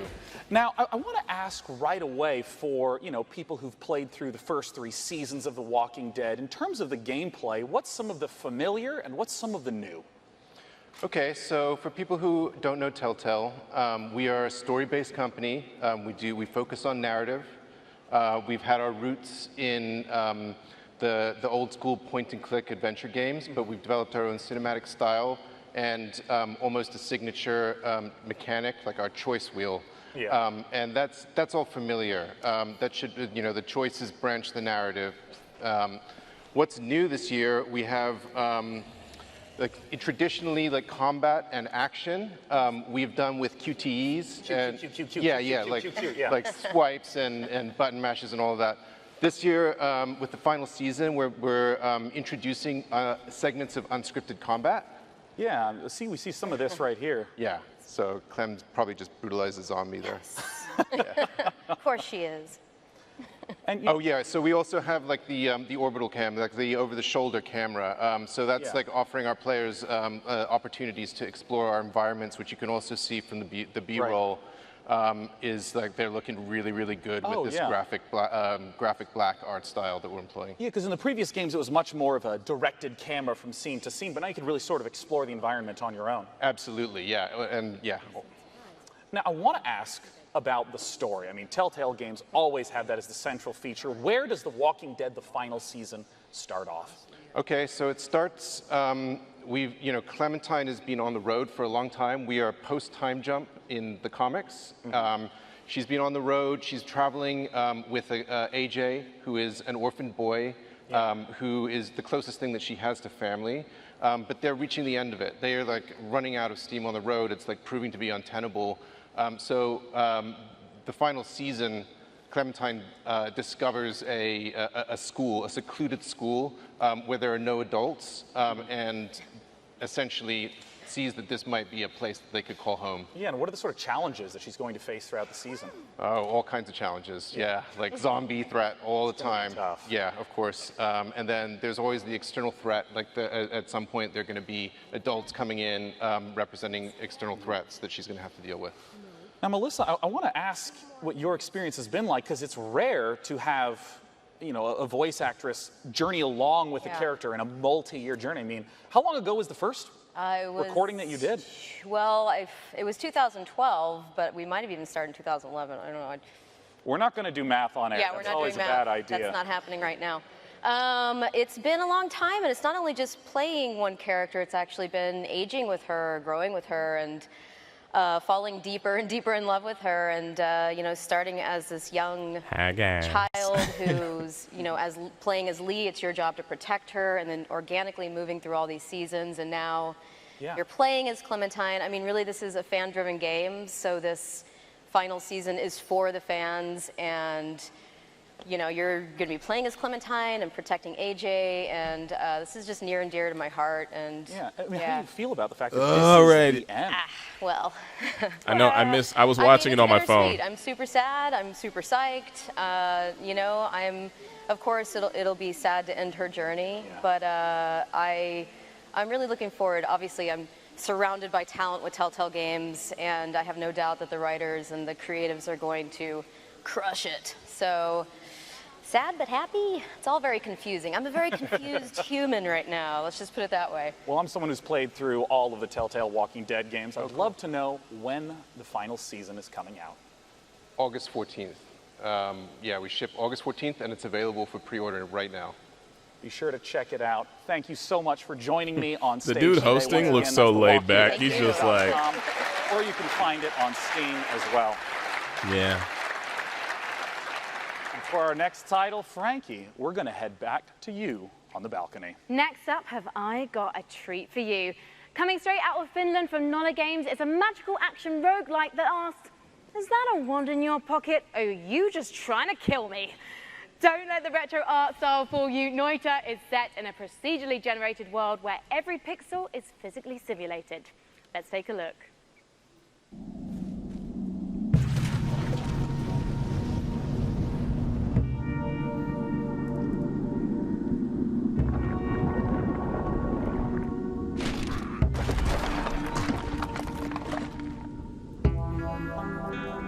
What do you guys like so far that we've seen in this E3 press conference? I think I'll talk to you guys for a little bit. How about we get a little dialogue going? You guys want to talk? What's going on in the chat? Let's see. Who's here? Who wants to talk to a boy? I see you. I see you. There goes some conversation right there. Good old YouTube with the questions. We'll swap it over to Twitch in just a second. I see. Okay. I want Insurgent Sandstorm. Noita is the game that just passed up. Nah, wish list now on Steam. They're going back to it. I'll talk to you without having to put all that up. Satisfactory look good. Games Theme Hospital. Joining me to talk about it are the two founders of 2 Point Studios to talk about 2 Point Hospital. Join me in welcoming Dr. Webley and Dr. Carr. Real doctors? Wow. Great suits. I mean, I gotta ask, as two fully trained medical professionals, how does one run a hospital in 2 Point Hospital? Whoa, what's going on with the mic? What's going on with the mic? Wait, oh my gosh, is the stethoscope eliminating your microphone? Oh, you know what? We do this every year. Come here, talk to me. Okay. How do we run a hospital? So 2 Point Hospital is a game about designing. What just happened? Your own hospital. It's yeah. Talk directly at my tie. Listen, you said don't talk there. Yeah. I got to look out here, you said. Yeah, no, just look straight at the ground. There's a lot of customization. Yo, that was hilarious. Is this not working at all? Yeah, what's happening to the mic? What's happening to the mic? Did you hear that? He could just, couldn't he have just taken the stethoscope off? Which, with all these different characters, we had to come up with some really interesting illnesses and cures for them. And you have fun in 2 Point County exploring different regions and curing people with different ailments. And as you can see on the screen, we've got, this is real. We actually researched this. It's a certain animal. And also you can train people. That was funny. You can train your doctors to be better, your nurses to be better, do research so you can unlock new wonderful cures. Yeah. You know, saying everything, isn't it? Sorry, I didn't know if your mic was working. I was a bit backfilling. Carry on. So I mean, no, tell me about it. Like, what is the sort of late game sort of experience that you'll be playing through? Because this looks like it's quite deep into the running of a hospital. Yeah, this is later on. So you start off and you're researching and you're training up staff. You're diagnosing. What's happening with his mic? Did you hear that? What happened? What's happening with his mic? I see this malady. Yeah, I see this malady called turtle head. Can you explain a little bit about what that is? Yes. It's when the head becomes so shrunken, it gets stuck in the neck orifice, just pops out slightly. And, how long is the Sony conference, you guys think? Is it from 6:30 to 7:30? Yeah, well, this is, or is it going to be like from 6:30 till 8? We've all been there, I know. This is one where, a little bit of suction always helps. Because I'm trying to get my hair cut tonight. And it's gone. And out it comes. Yeah. We had to research how to do that. That's actually a real illness. Yeah, it is. It's real. England. Now, I had to ask about something that I think every young man has to deal with at some point. What is a monobrow infestation? Yeah, well, monobrow is, follically enhanced. Yes. Problem. We've all been there. Yeah. What? No, okay. But it needs to be diagnosed and cured pretty quickly. If it doesn't, it'll fester.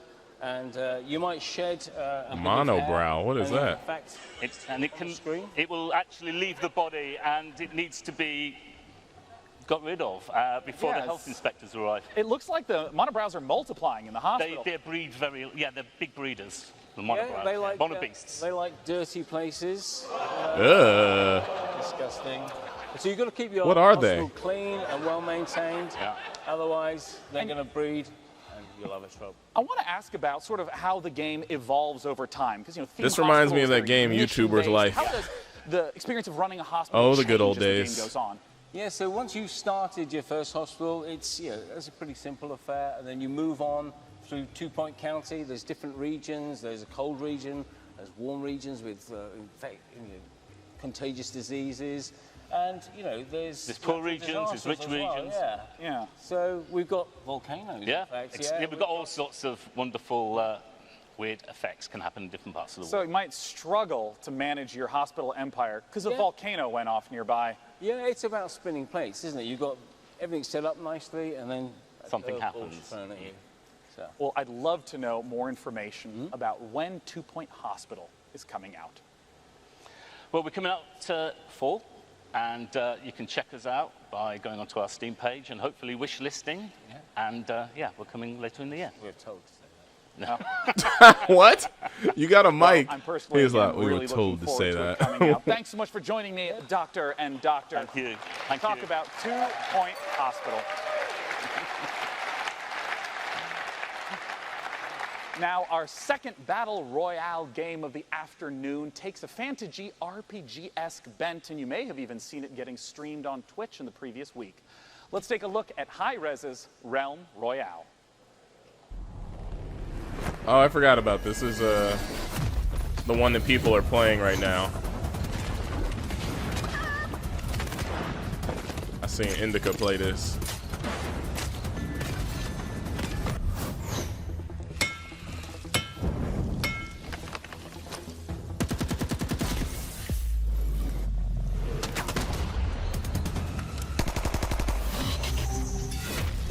Realm Royale.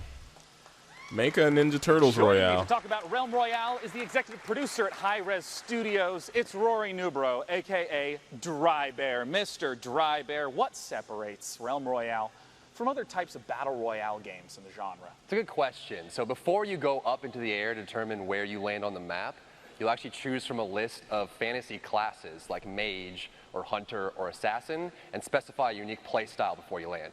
How do these different classes work?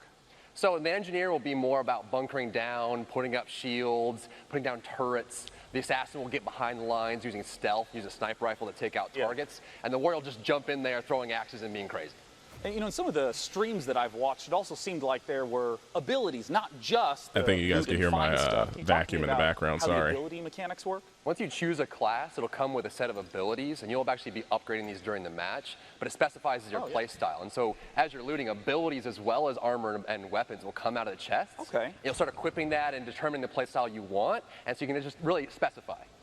And, you know, you mentioned this a little bit. I've seen it on stream. Talk to me about crafting in the game. I mean, how does crafting work in a game where there's a constantly shrinking play circle? We're really excited about this. So strewn across the map, there are places called forges. And so once you go to the forge, you'll collect shards from disenchanting loot you find as you're going about. And you'll use these shards to start crafting legendary gear, very powerful pieces that everyone will want. Yeah. Once you start the forge, a smokestack will appear above the forge, and everyone comes over to It's fight. like a mini objective even. Big team fight. So I know that Realm Royale is currently available for free on Steam, but I hear that you have some goodies people can check out that are E3 exclusive. That's right. So free on Steam. We're actually out for less than a week now, and we were already number 4 on Steam charts. And this week at E3, through Mixer, if you stream on Mixer and you're playing, the streamer that gets closest to the Crown Royale will enter into the hype zone, and so everyone will see you on, you'll be featured on the main page of Mixer, and you'll have a chance to win the jailbird chicken skin, which is our first piece of cosmetic. It's a little chicken with like a little jailbird, like prisoner outfit. I low-key want to play that. I just want to use and that. if you don't know the chicken mechanic, seriously, please look it up right now. Rory, thanks so much for joining me on stage to talk about Realm Royale. Once again, it's for free on Steam right now. Our next game is one that was shown at last year's PC gaming show, and Frankie has some updates of what they've been up to. Yes, John, as you may remember, our next game is made by a core team of just 2 people.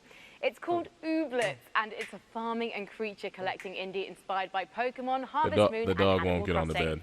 This fresh trailer features a first look at their unique combat system, along with plenty of cute ooblets and environments. Let's take a gander.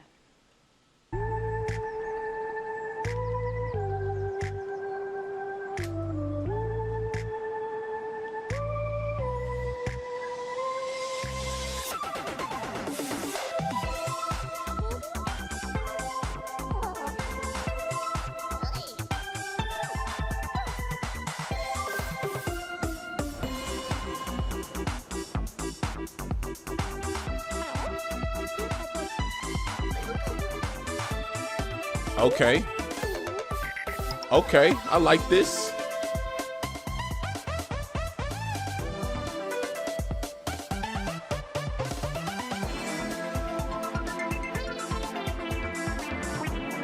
The dog looking on the other side of the room, and I can't see behind my green screen. I thought somebody was here.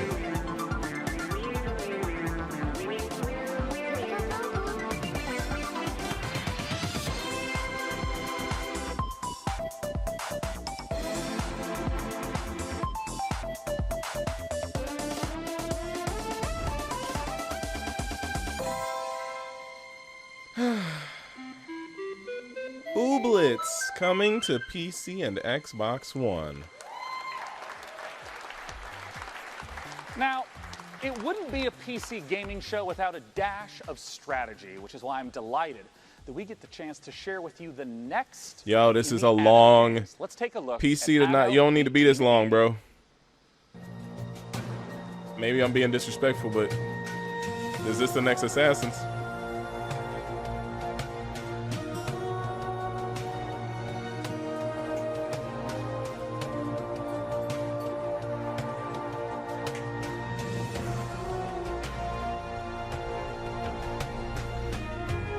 Yo, when is this over?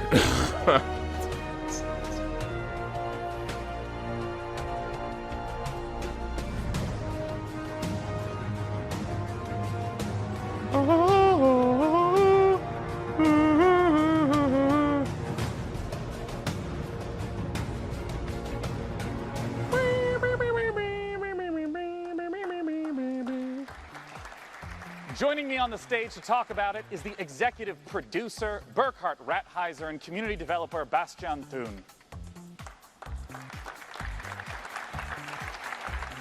Yay. Gentlemen, welcome to the stage. I want to begin right away by asking, for people who haven't seen or experienced the Anno series, what are these types of games like? Yeah, well, Anno 1800 is a PC Anno. Only real-time strategy game, and it's kind of mixing city building together with economic simulation and naval warfare. Anno. And at its core, it's a sandbox game, so you have a vast amount of freedom to explore the world and build huge cities. And I wonder if you could talk to me a little bit about why the choice of the 19th century for this game. Well, the 19th century, it's such an interesting and rich era. There was so much happening in this era. So we had two industrial revolutions. We had major scientific inventions and also big social changes, and also the creation of the big imperial empires. So it's a really rich era. And what are some of the elements that we'll get to see from the 19th century in Anno 1800? So it's kind of, for the player, it's well, basically you start with a first. I might need some coffee, low key. If I have time, I'll walk over to Starbucks, grab a coffee while I'm walking the dog, and then come on back. So it's kind of oh wait, I played Anno. Anno was the game where you built like your own futuristic cities. I played that like 2 E3s ago. You have a very unique take on how to work with the community, how to gather feedback. I was wondering if you could talk to me about what is Anno Union. Anno. So last year at Gamescom, when we actually revealed the game, we decided on, it's pre-alpha, revealed the game. We invited the community to basically become a member of our development team. So we launched our Anno Union platform. It's a place where we give constant weekly updates on the current development and invite players to give feedback and basically help us developing the game. Can you give me like an example of exactly how some choices have been steered by the community? So there's a lot of different stuff we did. So like from feedback we got on our blogs and focus playtests where invited players. We got so much great feedback, which had to completely rebalance the mid and late game of the game. Also, we heavily expanded on core features of the game based on feedback. We said like, okay, that really seems to work. Players like that, so okay, let's do it, like improve the quality a little bit even more. Yeah. But they can also vote on actual game content. So we had a big vote for an AI opponent in the game, for a community creation contest where they could create their own island and stuff like this. And I understand that some of this footage that you're sharing right now is pieces that people can go to anno-union.com and vote on right now. Exactly. So right just in time for E3. Devolver is my most viewed check out live stream. That's so funny. You can vote on one of 5 ships in the game. And that's only the first stage, because in the second stage, we will allow you to design your own ship variant. So the winner of that first vote, then you can hand in your own design nodes, drawings, 3D models, whatever you like. And the winner of that contest will actually make it into the game. Now, where is the website that people can go to again to get the most information right now? Yeah, just check out anno-union.com. That's basically our big community platform, and we want to invite especially strategy gamers, PC players out there to come help us developing the game, sharing feedback. Just check it out. Well, gentlemen, thank you for joining me on stage to talk about Anno 1800. Our next title is the final battle royale of the night, and Frankie, is going to be talking about it, and it's a little bit, maybe not what you'd expect. Publisher TinyBuild is known for discovering distinctive indie developers and bringing their quirky ideas to the fore, with Cluster Truck, Speedrunners and Hello Neighbor among their catalogue of hits. And now I'm delighted to be able to bring you the world-exclusive reveal of a game developed by Galvanic Games in cooperation with Explosion. Inspired by the Cyanide and Happiness webcomic, Rapture Rejects is Battle Royale as you've never seen one before, ladies and gentlemen, believe it or not. Top-down, isometric, cartoony, and basically bonkers. Let's take a look at what happens when the man upstairs makes an epic fail and only beams up the bad people. Introducing Rapture Rejects.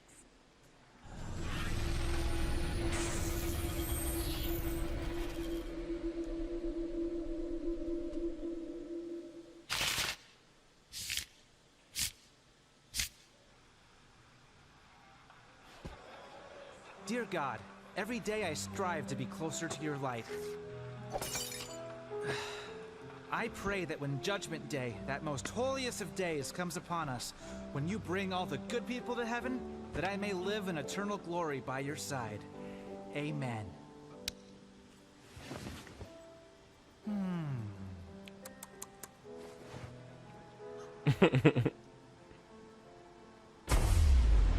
Oh, if this is Battle Royale, I can't wait. This will be fun.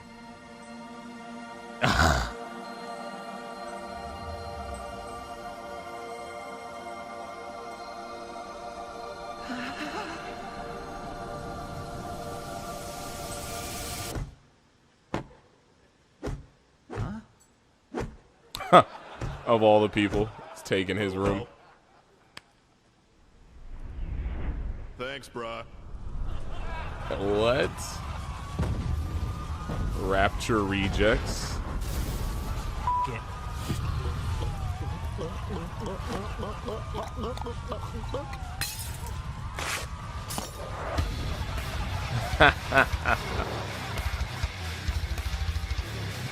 What the heck is this?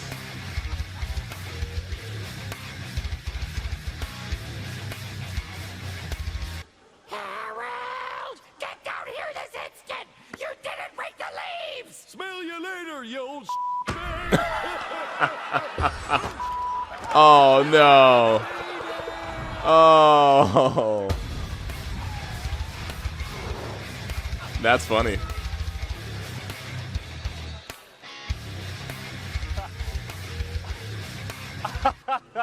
I can't believe we got to show that trailer. That's so great. Our final game that we will be showcasing this evening is from perhaps the most famous stealth action franchise in gaming, the Hitman series. Let's take a look at a brand new trailer from Hitman 2. Jeez Louise. It was almost an hour and 2 hours.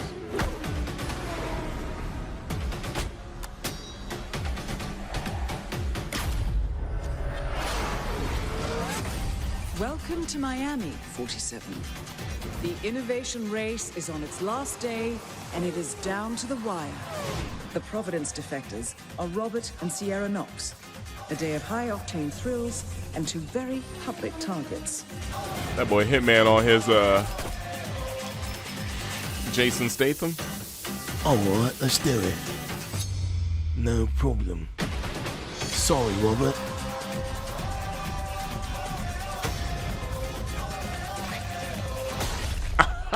Fish.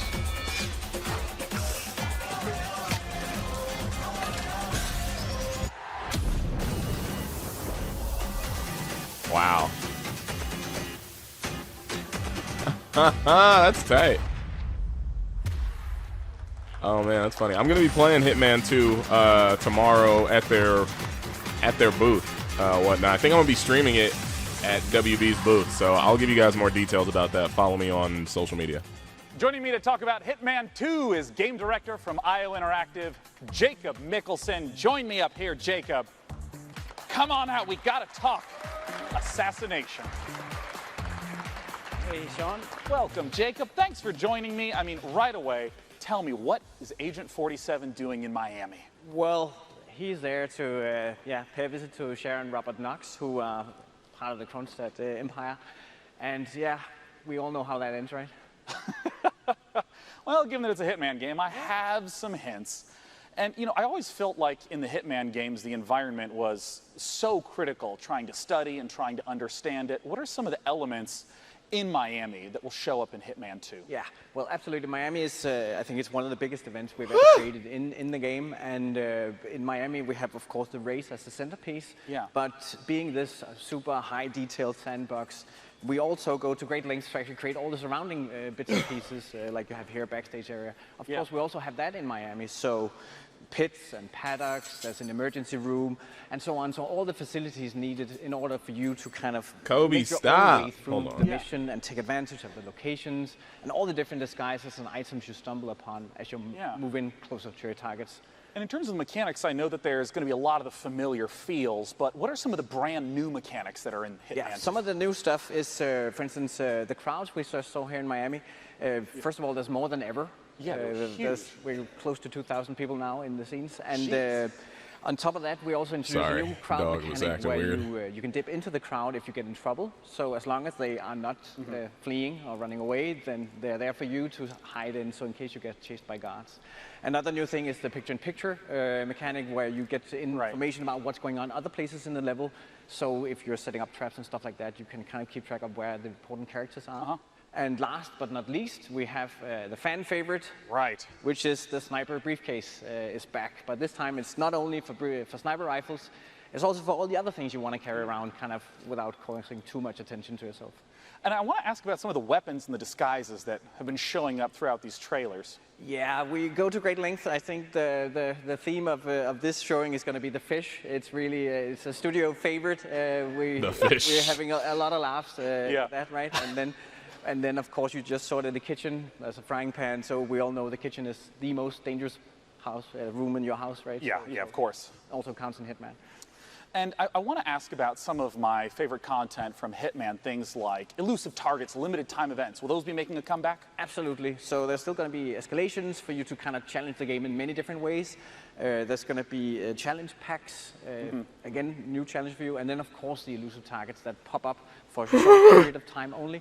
And you have one shot at this or, go bust. As my final question, the expected question, when does Hitman 2 come out? Hitman 2 comes out November 13, and if you pre-order right now, you also get access to a new game mode called Sniper Assassin, where you get to play as Agent 47, and also, for the first time in the franchise, you can play along with a friend in the co-op mode. Oh, wow. Well, Jacob, thank you so much for coming out. I'm super looking forward to Hitman 2. Thank you. I might be the worst Hitman ever, but I try hard. Now, Jacob, I'm going to thank you. Thank you. And I'm going to escort you off to the right. So you're going to rush off this way, because coming in from the left, for the first time ever, vaguely nearby me, it's the co-host, Frankie. Come here, Frankie. They let me come down from the balcony for good behavior. Excellent. Well, Frankie, we did it. The PC Gaming Show is done. Thank you so much for joining us to host this year. Thank you. Thanks for having me, guys. Thanks for all of you who came out to the Wiltern and joined us today. It was a blast. Yay. Thanks to Twitch chat. I know that everything you said was appropriate and intelligently thought out. And of course, this year we're curating even more great PC games from the Facebook booth in E3 South Hall. Last, and of course not least, a huge thank you to all our wonderful sponsors who let the PC Gaming Show come back for a 4th straight year. They are Hi-Res Studios, Digital Extremes, Archangel, Hellfire, Team 17, Stardock Entertainment, Acer, Predator, Improbable, Oculus Rift, Drake's Cakes, Tripwire, Frontier Developments, and Square Enix. We hope you have a wonderful E3 and Square go play some damn Enix. video games. Cheers. Thank you. Square Enix, bro. Square Enix, bro. Get your info right, dog. You know what I'm saying, dog? Yeah, you know what I'm saying, dog. All right, it's over, y'all. Holy moly, that took... Jeez. Louis. Hey, what? We're done? Oh, okay, great. I got an hour to kill until we're back. And then I'm going to hopefully go get a haircut, even though I'm not going to cut my hair. I'm probably just going to have my barber trim up my beard. What a waste of my money. But, hey. We did it! Another stream down. And one more to go for today. And then one more to go tomorrow, and we're done. That'll be it. All right, people. I'm going to get up out of here. Thank you for coming through. Everybody who was here, I appreciate you. IHOB. What? You brought up. Oh, I forgot IHOB's changing. Oh yeah, they changed their name today, right? So weird.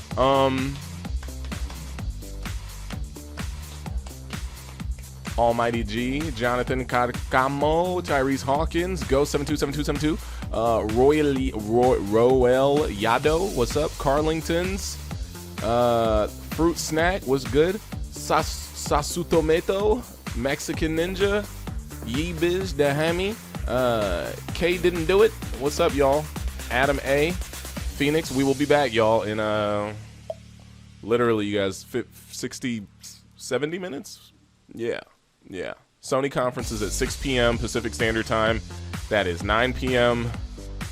East Coast. I don't know what time it is in London. It's probably like in the middle of the morning in London. Early morning, like 9 a.m. or something. I don't know. I'm just saying things. All right. I'll be back. Thank you for watching, and we will see you in about an hour. I'm going to go walk the dog, get some coffee, and then change it up. Maybe I'll change my shirt to a more PS4 color scheme. Oh, all right. They just ended their thing. Time for me to play my own music. You know what I mean. Yeah.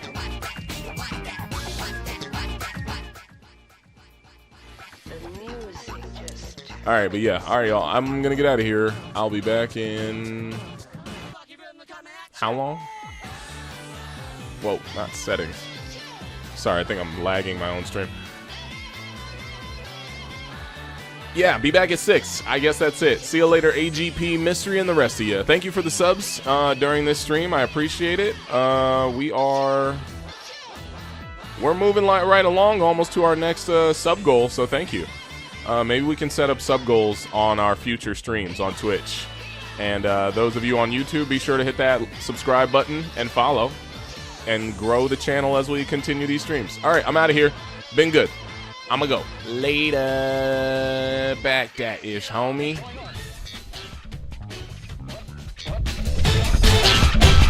What's going on? What's going on?